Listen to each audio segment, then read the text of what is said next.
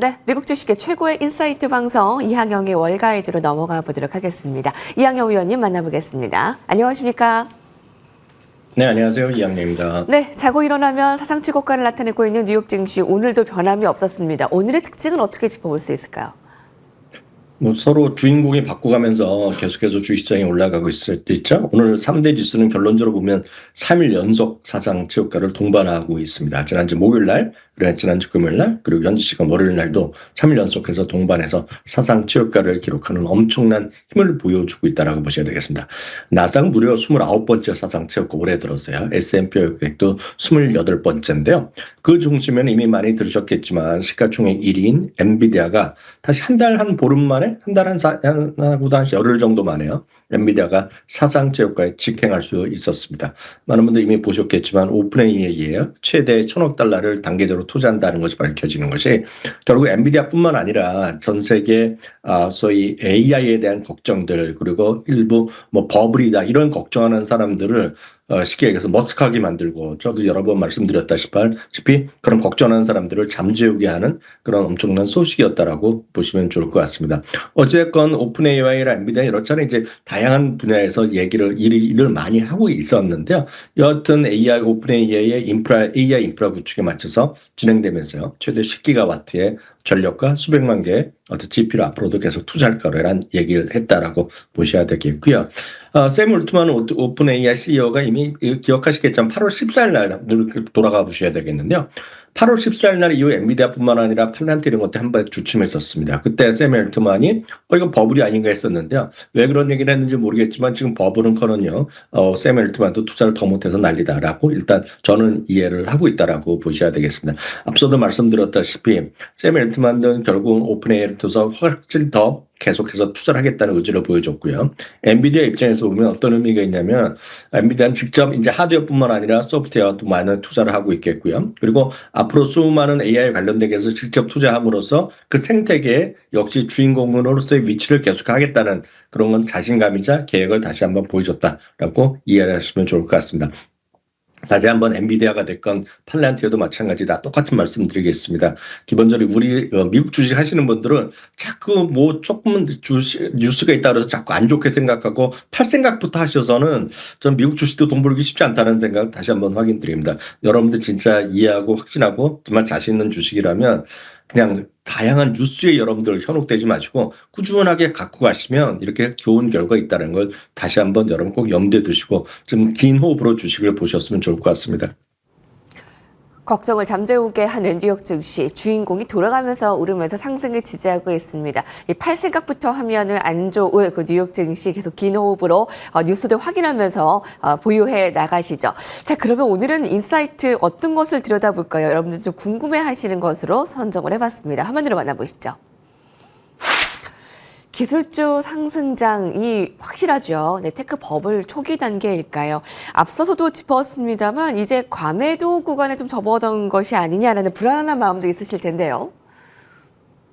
네, 이 부분을 다시 한번 확인드리고 싶습니다. 앞서 제가 너무 팔 걱정부터 하지 말라고 말씀드렸는데 그거는 한국 주식을 오랫동안 하셨던 분들의 일반적인 시각입니다. 사실 저희 모니터의 방송도 마찬가지겠지만 많은 분들이 한국 주식에 대해서 어떤 추천을 받거나 관심을 받으면 아마 이 방송을 보시는 분들도 잘 생각해 보시면 본인이 어땠는지 생각해 보셔야 될 것 같아요. 뭐냐면 삼성전자도 마찬가지, SK하이닉스도 마찬가지 어떤 주식에 대해서 관심 있으면 제일 먼저 물어보는 말이 얼마에 팔아야 돼요? 목표 주가는 얼마예요? 손절매는 얼마예요? 항상 물어보거든요. 근데 미국 주식은 그런 거가 별로 통하지 않는 시장입니다. 그래서 오히려 미국 주식은 전혀 새로운 시각에서 꾸준히 좋은 주식을 갖고 가면서 모아가는 그런 개념으로 보셔야 되겠고요. 그런 관점에서 최근에 빅테크 버블에 대한 논쟁도 마찬가지라고 보셔야 되겠습니다. 뱅크 오브 아메리카랑요 데이터 트랙 리서치 등 여러 리서치 기관들에서 요즘 하는 얘기가 지금 빅테크와 버블은 이제 막 시작되었을 뿐 끝나는 것이 아니라 이제 올라가기 시작했다라는 그런 약간은 좀 과장된 시각이 있다라고 보셔야 되겠는데요. 한 5가지 근거를 얘기를 하고 있습니다. 많은 분들이 공감하실 수도 있겠고요. 저건 심하게 못 본다 할 수 있겠지만 이들의 시각이라는 거 한번 참고해 보시면 좋을 것 같은데요. 매그세븐이요. 2023년 3월이요. 225%가 올라갔는데요. 1990년 이후 발생한 10개의 주요 버블의 평균 상승률이 244%. 즉 그런 버블의 평균은 아직 못 갔다라고 보셔야 되겠고요. 또 하나는 이들의 주가 상승률이 오늘도 보면 연초 대비 매그세븐이 20%, S&P 500이 13%, 나스닥 17%로 그렇게 엄청나게 압도하는 것도 아니다. 그래서 엄청나게 이 주식이 이 시리즈들이 그냥 아직까지 상승은 아직 시작했을 뿐이 있다라고 이해한다라고 보셔야 되겠습니다. 두 번째는 누구나 항상 말씀드리지만 이익의 성장이 무섭다는 것입니다. 최근 90일간 동안의 이익도 마찬가지지만요. EPS 추정치가 평균 S&P 500이 1.4%가 올라갔는데요. 매그세븐은 최근 90일 동안에요. 2026년 주당 EPS 전망치가 6.1%가 올라갔습니다. 바로 이 부분을 여러분이 이해하셔야 되겠습니다. 이익의 증가의 예상치가 명확하게 떨어지는 것이 미국 주식이라는 것입니다. 이 부분은 이제 한국 주시장도 좀 이렇게 됐어야 하는 시각이나 이런 비판적 시각도 많이 있는데요. 우리나라 주식 투자에서 하실 때 별로 들어본 적이 없던 얘기입니다. 최근 90일 동안에요. 우리나라 코스피의 이익 전망이 얼마만큼 올라갔는지 아시는 분이 없거든요. 왜냐하면 그런 건 발표하는 것이 없기 때문입니다. 그런데 미국은 이런 이익에 대한 기반이 있다는 것입니다. 결론적으로 두 번째 이유는 이익 증가가 계속되고 있다는 것이 되겠고요. 이것은 내년에도 마찬가지라는 것입니다. 내년까지 보면은요, 소위 빅테크의 대부분들이요, S&P 500 전체 평균보다 이익 증가율이 높다는 보셔야 되겠고요. 그럼 밸류에이션 어떠냐? 밸류에이션요, 매그세븐의 PER은 현재 39배입니다. 엄청 높은 건 맞지만은요, 과거 주요 버블 당시의 PER은 58배였습니다. 그러니까 시장의 과거에 예를 들어서 닷컴 버블 이때보다는 훨씬 낮은 수준에 있다는 것이 되겠고요. 앞서 샘 앨트만과 어떤 젠순왕의 어떤 협업도 얘기는 했지만 AI 관련 지출이 아직까지 시작일 뿐이라는 얘기를 하고 있습니다. 이와 관련된 얘기는 수많은 CEO들이 이번 실적 시즌에 많이 얘기했다라고 보셔야 되겠습니다. 그렇기 때문에 여러분 이해하기가 어렵지 않다라고 보셔야 되겠고요. 다섯 번째는 빅테크뿐만 아니라 연준의 전체적인 금리 인하가 기본적으로 성장주나 이런 데는 큰 도움이 된다라는 것이 되겠습니다. 앞서 여러 번 말씀드렸다시피 6개월 이상 기다렸다가 금리 인하한 이후에는 주가가 1년 이후에 보면 거의 100% 주가 상승했다는 기억이 있거든요. 상승 확률이 100% 낮고 평균 상승률은 13% 정도 낮다는 기억이 있습니다.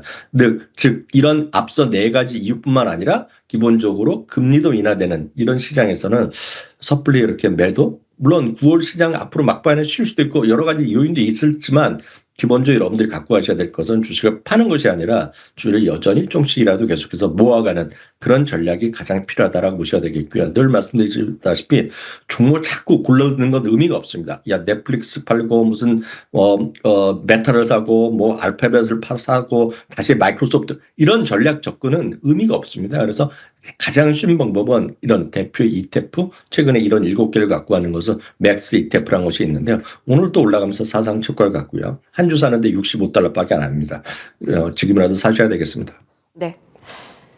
기술주가 선두를 지지하고 있지만 그것만 오르는 것도 아닙니다. 사상 최고가 흐름 나타내고 있는 종목들 참 많은데요. 종목들을 고른다라기보다 미증시를 좀 같이 좀 발 담그고 있는 게 더 중요할 것 같네요.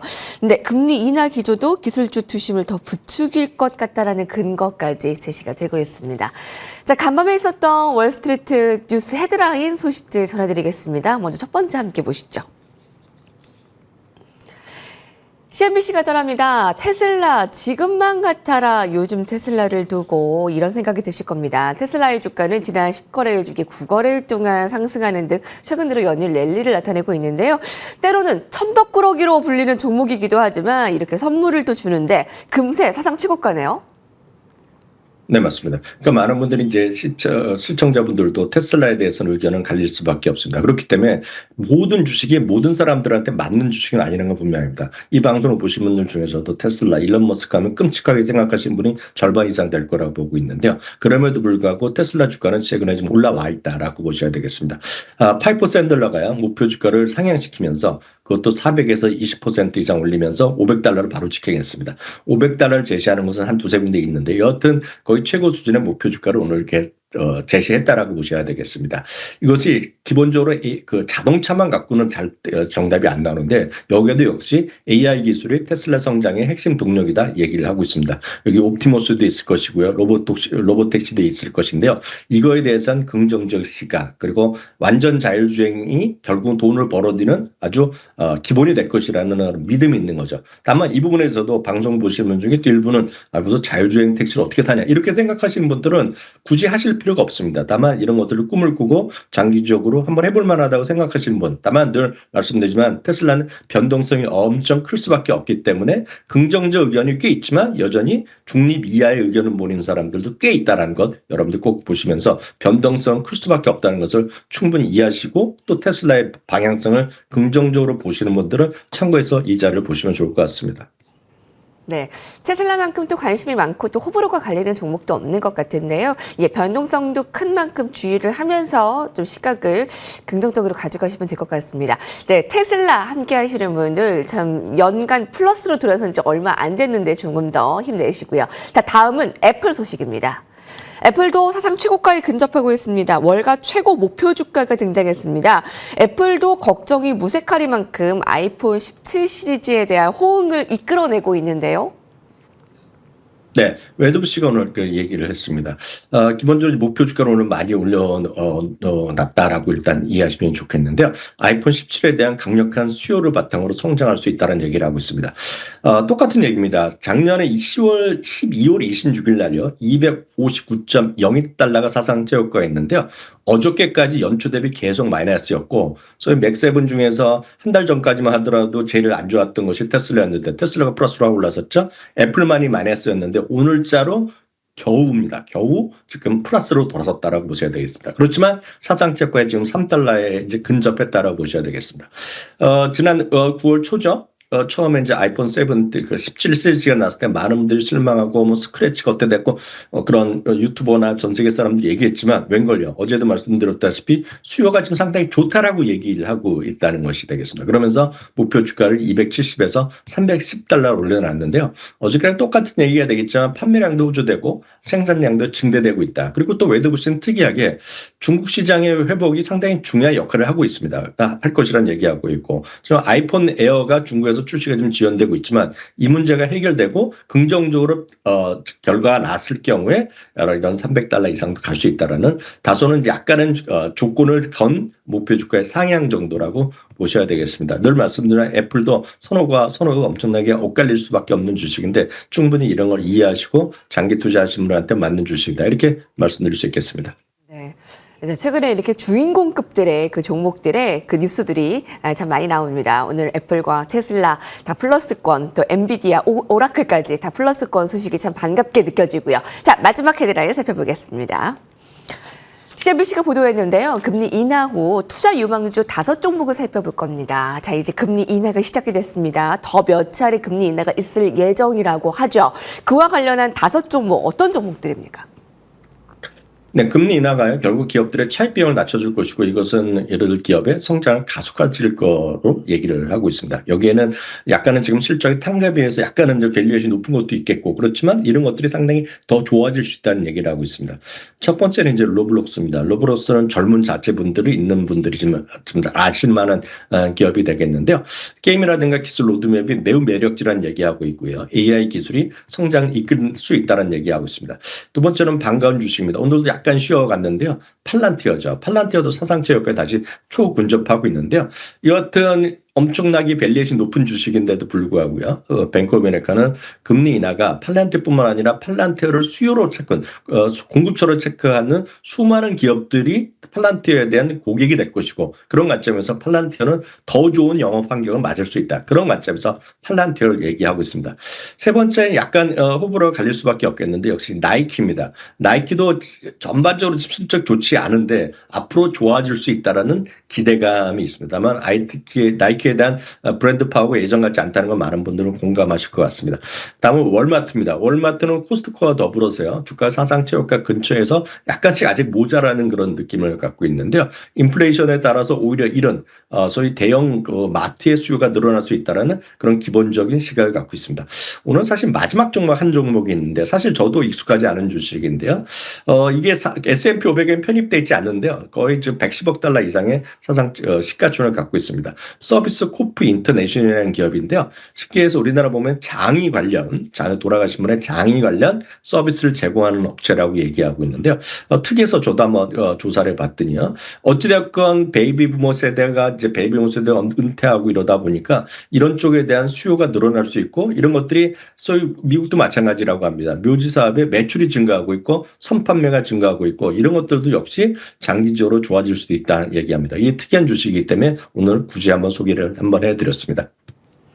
뱅크 오브 아메리카의 픽이었습니다. 말씀 감사합니다. 감사합니다.